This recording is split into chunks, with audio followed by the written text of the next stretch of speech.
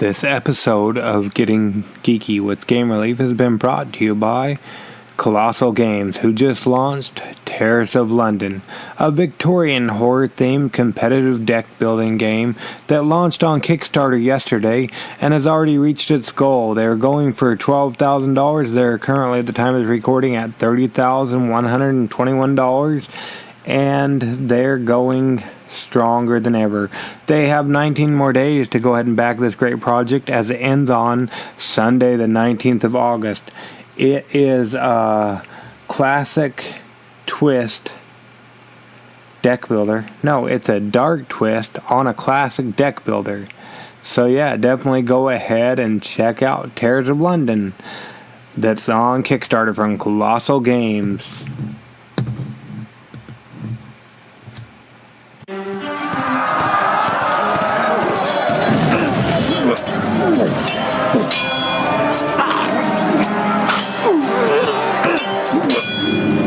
Getting Geeky with Gamer Leaf, the podcast in which one man strives to level up his geekhood and helping you do the same, one battle at a time.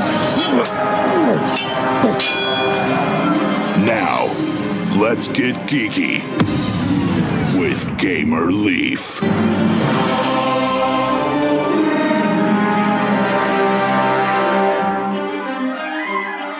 The fabric connecting time and space has begun to collapse, connecting the worlds, universes, and time periods that have never before interacted. Monsters, gods, and heroes are pulled together to fight for the first time, reigning supreme in their own worlds at the top of the food chain, and battle bosses, they are just one of many. Choose your boss and join the battle. Did that sound familiar, you guys? It didn't to me neither, but this is a story of Battle Bosses, which is a new game that's either already on Kickstarter or about to launch to Kickstarter. And tonight we're lucky enough to have on the creator and mastermind behind this great game. Is that correct, Alex? Is that how you fit into Battle Bosses? Yeah, I am one of the original creators and the founder of Kess Games, which is the company that created it. Oh, okay, awesome. Thank you so much for joining us on Getting Geeky with Game Relief. We really appreciate it. No problem. Super excited to be here. And no one better have heard that before. I literally just made that for this podcast as we're talking. Well, there you go. You even did it in a movie voice. We really appreciate that. That's a podcast exclusive. There you go. So you heard it here first on Getting Geeky with Game Relief. So that's always exciting. I like to say that when I can. So you heard that movie voice and just that everything that you just said in a podcast exclusive. So that's awesome. So before we get into Battle Bosses, the reason you're being here, let's rewind a little bit if we could, Alex. We don't have to go back too terribly far, of course, unless you were born into tabletop board gaming. But how did you get started into playing tabletop board games and whatnot? So I've been playing board games my whole life. My family actually is like, speaking of being born into things, we were like big toy people. My dad had a toy company. My grandfather was one of the first person to patent the hula hoop and was the manufacturer during that whole craze in the 50s. So this whole world of toys and games has been part of my whole life. And then I've been a pretty heavy contributor to the Magic the Gathering community. So I have the Masters of Modern podcast. I'm one of the hosts of that. I created the web series Top Decking. And so I've been contributing a lot in the media side to gaming. And then when I started my own toy company in 2016, the intent was always to kind of have a spring, summer outdoor toy side, which you can see on our website and it's out right now at retailers, but then also have a tabletop gaming side because that's where my passion is, and I've loved games my whole life. Awesome. So that's awesome. So besides Battle Bosses, because if I let you pick your game as a current favorite, my audience might have me taken who knows where and do who knows what to me. So we don't want that to happen. Otherwise, Getting Geeky with Game Relief will no longer exist as we know it. So besides that, do you have a current favorite tabletop board game you like? Tabletop board game? I'm definitely leaning between the Scythe and the Gloomhaven world. I think I love Scythe more because I'm just starting to play Gloomhaven, but obviously it's new and fresh, so it's a little bit more exciting. It's kind of like, oh, this movie I saw last year is in my top 10, but then 5 years from now it might not be. But Scythe I'm definitely in love with. And then I also just played Rising Sun for the first time through a full playthrough, so I really enjoyed that. But of all time, it's not a board game, but Magic the Gathering is probably my main pick that one's hard not to put at the top. So that's pretty cool. I know we've had Jamie Stegmeyer on to talk a little bit about Scythe and the expansions and whatnot, and we also have Rising Sun as well as Gloomhaven, but have neither played none of those. I started Magic the Gathering when I was in high school or whatnot. My friends started playing it, and then I as soon as I had money to get some cards or whatnot, they stopped playing. So I really didn't get into that. Maybe there's somebody else like me that perhaps lives under a rock or hasn't ever played Magic the Gathering. What can you tell us about that game, Alex? So Magic the Gathering is the first ever collectible card game. It was created by Richard Garfield in the early 90s. He created it because he had a game called I'm forgetting it, but it was like a robot based drafting game, I think. And I've never played it, but he was trying to sell it to different developers, and Wizards of the Coast, who was making other RPGs at the time, they didn't yet own D&D. But was looking for something for people to play in between gaming sessions. So they're like, we need a 20-minute easy-to-play game. And Richard Garfield went and then created Magic. And so, it's kind of the template. If you've played a trading card game since then, they are the first one. And they've been around this is their 25th anniversary this year. They release 4 sets a year plus 3 additional expansion sets. So they're definitely a pretty expansive gaming apparatus. Oh boy, have you collected them all yet? I have not, and I don't think I'll ever get to that. I mean, there are old cards that are worth, to get a Black Lotus, even a heavily played one that is from an edition that's not the hardest to get is like a couple grand. And there's a few cards that are all at that level. So, but you don't really need them to play. So the way Magic works is, the last 2 years is where most people play. And then there's a format called Modern, which is where our podcast is about, that we've been doing for 3 years. That is like since 2004, basically. And Magic since then, that's kind of one of the most popular ways to play. Awesome. So I'm a big fan of new podcasts and whatnot. I hadn't heard of it. So what can you tell us about your podcast, Alex? What's it called, and what can you tell us about what you guys do? So it's called The Masters of Modern. We're a sister podcast with the Command Zone, which is they do kind of the more casual Commander version of Magic podcast, and then we do more of the Pro Tour competitive gaming side of the podcast. We focus on the format of Modern, which is the one I just mentioned. So it's all Magic card sets available since a set called Erden, our technically 8th edition. And, we interviewed pros and we go through the game. We have a YouTube channel that we just launched. We relaunched the YouTube channel because the YouTube channel we were previously using was the Kess Games channel, which we're now moving more towards Battle Boss content. And so we started a new Magic focused channel called the Cast. And I co-host it with my co-host Ben Bayman, and we do a lot of fun stuff. Awesome. And we'll make sure we leave all the links in the show notes if you get those over to us so people can go check it out if they want themselves. So that's awesome. But even if they don't want to, I'll definitely go check it out. So that's cool. That's awesome. So on the podcast, you do the podcast and stuff. Do you just interview people, or do you talk about the different cards as they come out, or how's that work? We do a little bit of everything. So we definitely interview pros when we can get them on, and other Magic community members. We do deck analysis. If there's a big tournament that happened for Magic, we'll discuss kind of the results of what happened there, and we'll give advice on what the best way to kind of play in that metagame would be. We also are relatively casually focused, so we have a lot more of like fun, wacky brews and cool new decks that haven't been tried before, and bounce weird ideas off the wall to see what kind of might work, instead of only being like, these are the only top 5 decks in the format, and if you're not playing, you're wrong. We're much more focused on, these are really cool ways to have fun in Magic, in Modern, and that's one of the reasons we love the format, is because it is a little bit more versatile in being able to play the way you want to play. Well, that's pretty cool. Awesome. So per se, you own the rights to Magic the Gathering. I know you don't, but per se, you own the rights. What would be one thing you would do to fix it or make it better or change it? I would probably everyone would want to hear like the reserved list goes away, which is this thing that's making people not print things. I would probably work to allow cards be printed into Modern without having to go through the barrier that is standard. Right now, the way new cards are added to the format that we're focused on is they have to go through the standard format, and that makes it so like older cards that might be powerful in Modern and fun there and would be fine can't get added because they'd have to go through the barrier of being able to be played in a smaller format where they'd be way too powerful.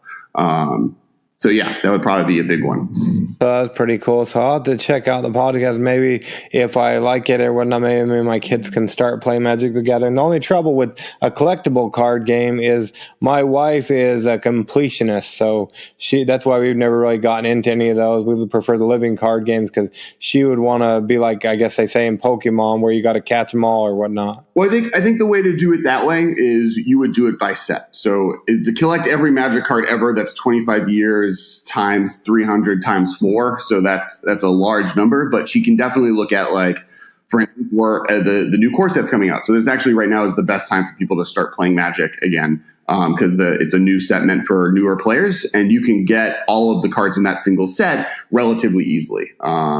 Going for every card ever printed wouldn't be really possible, and you don't really need to, because the way the tournament play is built, most people don't play with every card anyways. Well, that's pretty cool. Awesome. Now, something on a completely different, or maybe it isn't completely different, but the word on the street is you guys created a new game. What can you tell us about Battle Bosses? Hold that thought, Alex, before you begin to answer our question.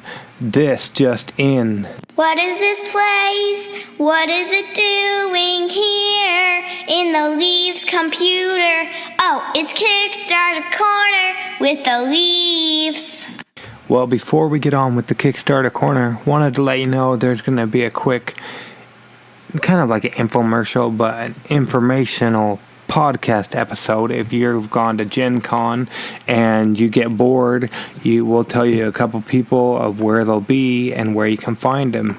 They're at GenCon, if you're lucky enough to have gone. Anyways, let's get on with the Kickstarter Corner, shall we? Yes, sirree, Bob, we shall. First off, we've already told you about Terrors of London. Go ahead and back that great game. Next is Dice and Dragons. It's a fantasy role-playing dice game, which is a co-op role-playing dice game for 1 to 5 heroes who dare to face the most terrifying dragons of Acadia. They have reached their goal. It was going for $2,500. They had got $2,904 right now, and at the time of recording, they have about 14 hours to go. So they're going to end up tomorrow, the 1st of August at 11:30 a.m. Mountain Time, so you still got a little bit of time to catch Dice and Dragons fantasy role-playing game, depending on when you catch this episode. Next is Kingdoms of Erden, King of the Mountain Dwarven expansion. Collect faction members and dominate the mountain in this fantasy set collection strategy game for ages 10 and older, 2 to 5 players, 15 to 45 minutes. And at the time of recording, they have about 56 hours to go. They end on Friday the 3rd of August, and they've reached their goal as well. So definitely check out Kingdoms of Erden, King of the Mountain, Dwarven expansion. Next, this one has a little bit longer for you to get on, but you don't want to wait, is Clustered 2nd Edition, a strategic card game from Sculpin Games. We had the creator on the show, as well as me and the Little Leafs did a review of the 1st edition. Anyways, battle your opponents by placing cards with matching attributes next to each other. Can you out-strategize everyone to win? I guess you'll have to wait and see. This game is only $15, and you've still got 8 days to back it, ending on Thursday the 9th of August. Next is Incoming Transmission. It's a co-op sci-fi pixel board game. Incoming Transmission is a 16-bit inspired cooperative puzzle game for 2 to 5 or more players. It plays in about 10 to 30 minutes, and it's by the designer of Fire of Eidolon. Even if you just check it out, as I love, and you might love it too, the box that it comes in, as it is fashioned after a Super Nintendo box. I really love it just for my nostalgia, but the gameplay sounds fun. Go back and listen, as we had the creators, both the designer as well as the publisher, on the show. And if you don't want to search around for that, you can go check out the update on the Kickstarter, and we'll be there as well. And next is Totally Medieval, the epic adventure. Alliance or war? Compete or cooperate in the mythic world of Totally Medieval. But be wary and trust no one, because even the game might get you. Right now, at the time of recording, they're at about $5,300 out of their $26,000 goal. Definitely check out this game if you want to find out about it. I had Zach, the creator, on the show a while back ago. Definitely go check that out. You still have 23 days as it ends on the 24th of August. Last but not least on today's Kickstarter Corner is Villains and Henchmen. Villains and Henchmen is a board game for 1 to 4 players where you get to be the bad guys. Yep, you get to be the bad guys. That's correct. Definitely check it out. It's from Ravensdale Publishing, and you want to find out more, I have one of the publishers, well, I guess he's publisher as well as designer, on tomorrow's episode. So definitely check out Villains and Henchmen, as we'll be talking to the creators tomorrow, which is Thursday. And this game goes through Sunday the 19th of August. And reminder, if you want to, or if you're going to GenCon and you don't know exactly what to see and you want a couple ideas, make sure you download our quick sound bite, which will have a couple of those things. It will be our next episode preceding this one.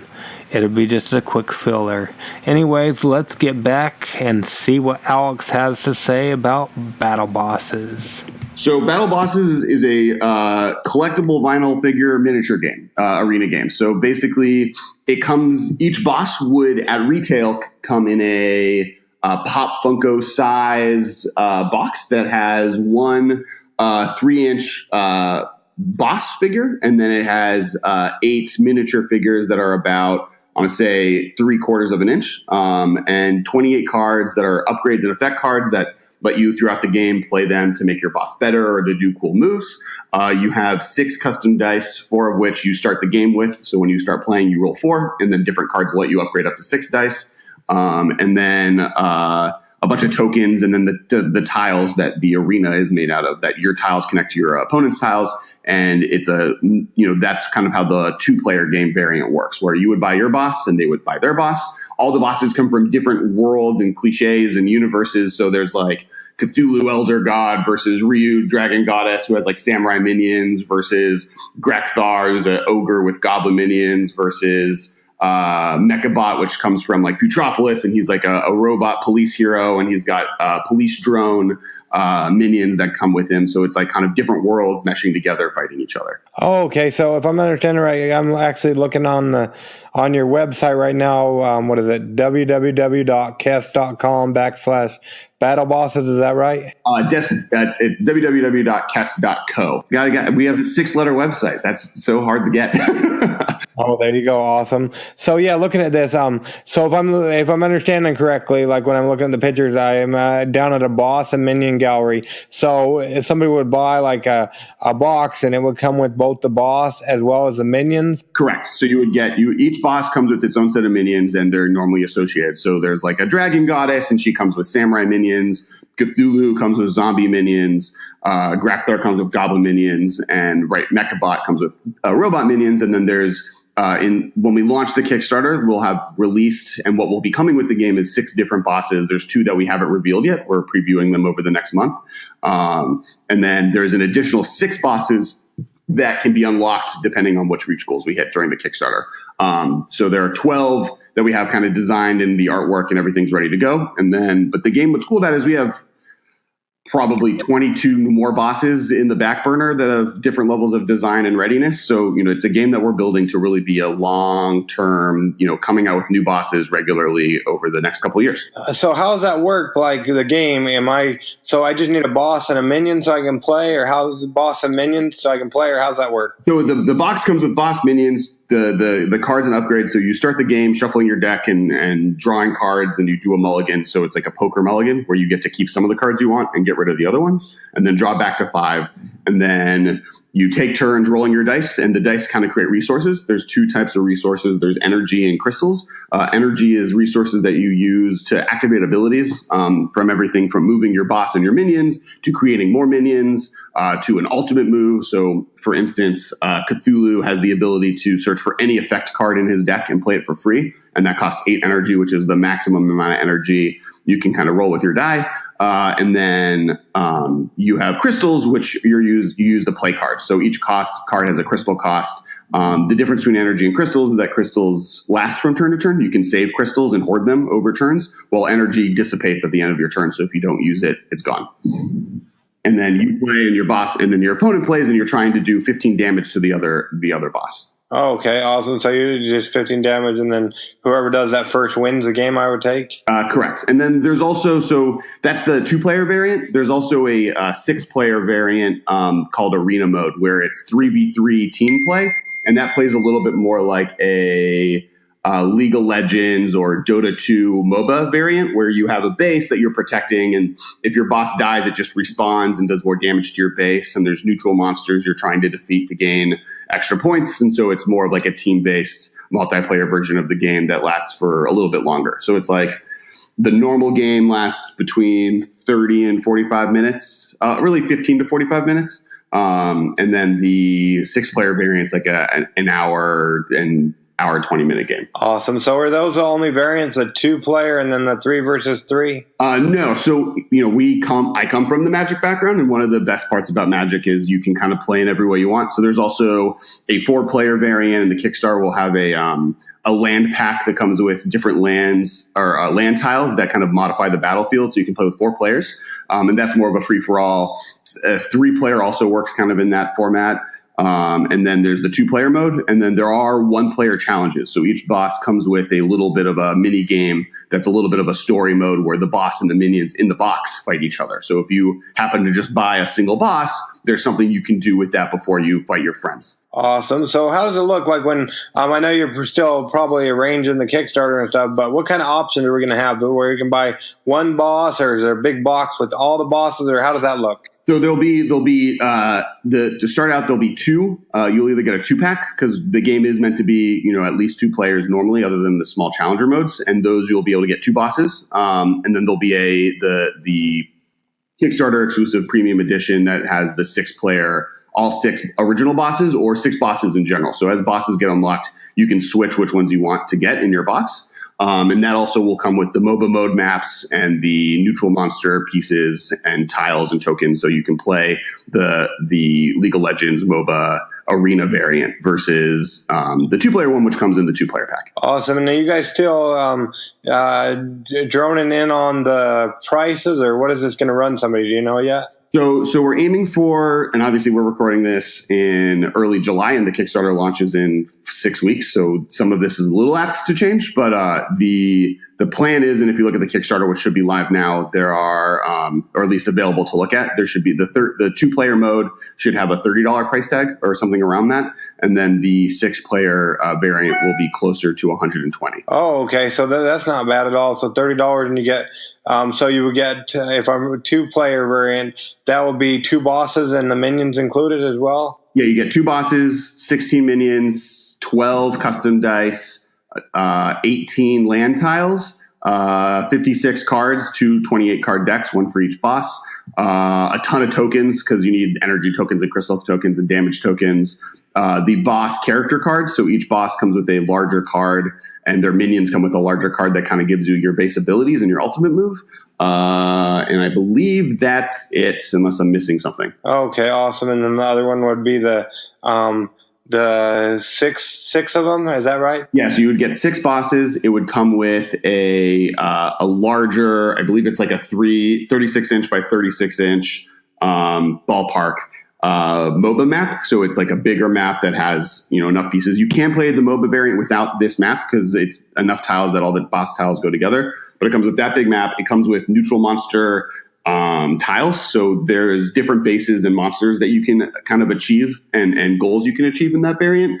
So you need those monster tokens. And then as the Kickstarter goes, there'll be reach goals to get actual custom sculpts for those neutral bases, and other stuff like that. So you get those, plus you get a few other add-ons. And it sounds like you don't have to stop there, that these are going to be available after the fact, and you can just collect them all, I guess, in so many words. Correct. Yeah. So the plan is, we want, and the Kickstarter will allow this, you can add for $15, add a boss to your collection. So if you get the 6-player variant, but then we unlock 4 bosses during the Kickstarter, you can pay $15 for each additional boss above the 6. So you can get like a full set. And then once it's done, and if we can get it in the retail, which is more hopeful, but we do have some of those connections, the plan is to get the game into so you can buy additional expansions as it comes out in the future. Awesome. And so that's pretty cool. So is there an option where somebody, I don't remember what you said, 120 or somewhere around 100 and something, where if they do that option,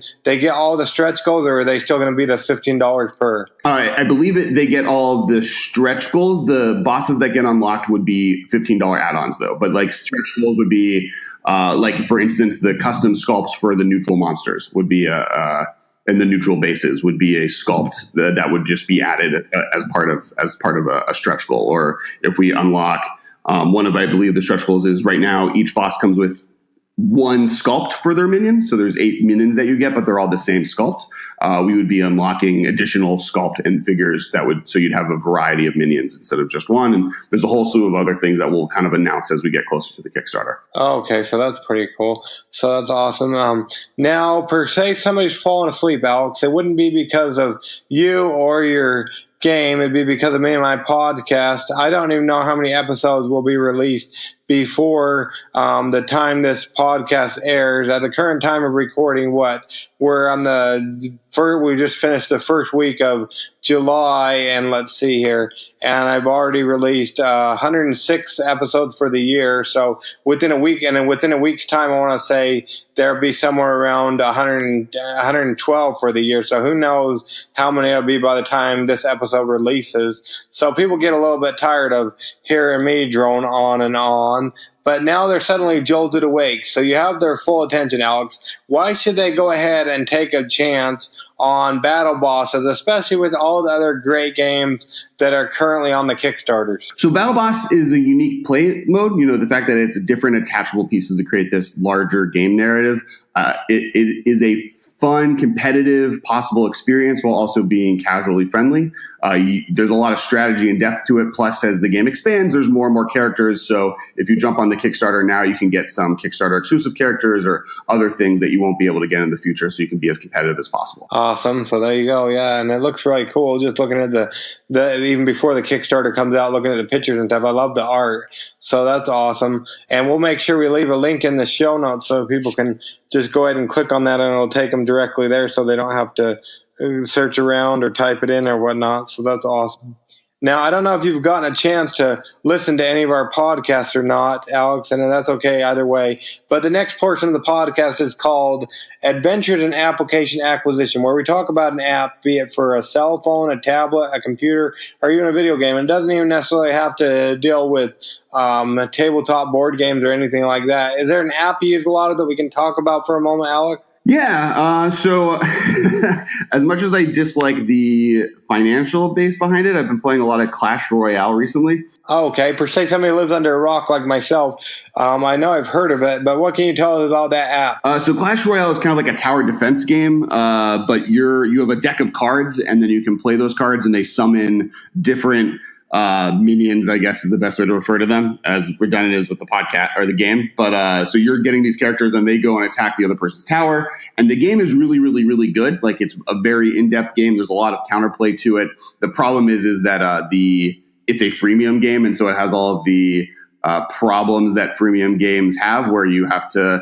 It's not as bad as some other ones where you have to pay gems to be able to do this now instead of wait for 3 hours. But there is to unlock cards, you have to, you can unlock stuff quicker if you pay money, which is a little bit silly. And generally a thing I don't like, but the game itself is really good. Awesome. So it's a pay to play or to play more, I guess? No, so you can pay without paying any money. So the nice thing is it's more in the line of other freemium games where you can play the whole game without paying anything. It's just, if you were to pay money into it, you can unlock things or achieve things a little bit quicker. Awesome. And do they have the option? I know a lot of games, it seems like they might do this where if you watch an ad, you can do other things as well. They have different ways to kind of unlock gems or whatever money in the game. I haven't done any of them because I've just in the past have found those kind of services buggy, but I believe that does exist. But you can also unlock stuff just by playing regularly. So if you own the rights to Clash Royale, what would be one thing you would do to fix it or make it better? I would actively destroy the way that you unlock cards and recreate it to make it more friendly to people that don't want to put money into the game. Well, there you go. And we like to make a green podcast around here, Alex. So if anybody is ever listening that has anything to do with development or updates of that app is ever listening, you heard it here first on Getting Geeky with Game Relief, what Alex would do to make Clash Royale a better game. Yeah. Or a better app. So that's awesome. Now, we don't want to keep you all day or all night or whatnot, Alex, but we do appreciate you coming on Getting Geeky with Game Relief. So Minus coming there to your hometown to stalk you. How will people go about keeping up with you and what you have going on over with the Battle Bosses and with the Kess.co? So we have a Facebook page and a Facebook group for Battle Bosses. So I definitely recommend going there. It's facebook.com/battlebosses. And then the group is linked through that. Also, please go to the website. There's a submit your email link so that you can get alerted when Kickstarter news happens, or when the Kickstarter starts, or when new achievements are unlocked, or just in general news for Battle Bosses when we do live streams of gameplay. It's available there. And then if you want to follow me on Twitter, @KessWiley, I am there and available to all who want to follow. So I would say definitely check out the Facebook group and definitely check out the website at kess.co/battlebosses so you can sign up for email updates. Awesome. And like I said, we try to keep a green podcast. So after the Kickstarter, they can go straight to your website. If they're not in stores or whatnot, they can go straight to your website and purchase, I imagine. I believe you would start right now for Kickstarter. On our website, we do have links to other games we made. So we made a game called Super Party Battle, which is like a party college themed party game that is available. And so you can get that, or you can also find where all of our other toys are sold at Kess.co. So we make balls and hula hoops and jump ropes and stuff like that. That's out in the world. But if you want to buy Battle Bosses, the best place to do that is on the Kickstarter, especially based on when this podcast is happening. If someone's listening to this months after the Kickstarter has hopefully been extraordinarily successful, thanks to everyone's help here, the website will have updates on where you can find it in the future. Okay, awesome. So that's great. And now, I don't know, I know you're busy at work trying to get the Kickstarter ready, but per se, is there any dirt you can share with us about upcoming stuff, or you're just mainly focused on getting this Battle Bosses up and ready? As far as upcoming stuff in Battle Bosses, or upcoming stuff in other games you might be coming out with? Other games we're coming out with. So we have this drafting game that we've been working on that is a zombie survival drafting game. So that will be coming out in sometime soon. There's a chance it might be coming out for this Halloween for a limited run, depending on if we license it or not with a specific license. But it is probably the best game we've ever created. We're just needing to find a good home for it. Oh, wow. So you don't know if it'll go Kickstarter or how it'll go? Yeah, we are not yet sure how we're going to release it.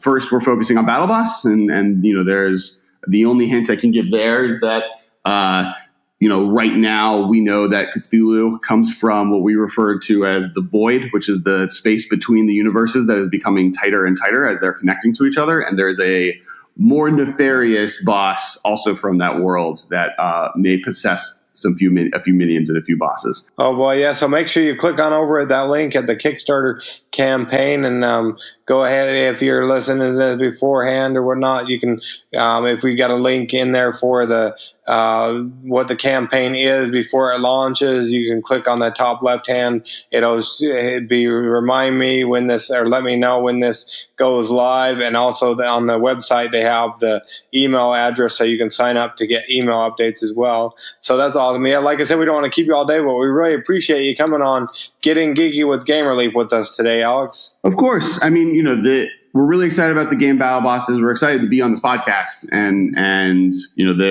this is a game that looks really good. It plays really fun. We've done a lot of testing. We've worked a lot with the Magic Pro community to get people in here to kind of play test the game to make sure all of the kinks and cracks are worked out. So it's a really fun, balanced game that we hope you guys all enjoy and enjoy finding more about. For sure. So go click that link right now while it's still fresh on your mind. Unless you're driving, then wait, pull over, then click on the link. Yeah. So you just pull over really quick. Make sure you're leave enough space for the other guy behind you, so he doesn't end up wondering what's going on. So if there's a bunch of other people that are pulled over to the side, so they can go ahead and back battle bosses. Pay no attention. Just write down their license plate numbers, and so later on you can go ahead and I don't know if there's a database where you can search those, so you can find other friends and play battle bosses with them after this delivers. Yep. Speaking of that, when I know you don't want to overpromise and underdeliver, but when do you guys anticipate people being able to get battle bosses that have backed the campaign? So the campaign launches August 14th, and one thing we will be previewing at GenCon. So if this is coming out before GenCon, you can actually come try out the game in person. But then the plan is to have the game then ship for delivery in spring of 2019. Okay, thank you. So you were saying that if somebody's coming to GenCon, they'll be able to preview it there. And then when will you be delivering after the Kickstarter ends and everything? So we're aiming to deliver for spring 2019. Probably later spring, so like more of an April, May situation, but that's kind of the target right now. Oh, okay, so not even a full year, so that's awesome. So yeah, definitely go ahead and, like we said, pull over and click that link so you can go ahead and back battle bosses. But anyway, we appreciate you coming on Getting Geeky with Game Relief with us today, Alex. Thank you for having me on. It's been a blast. No problem.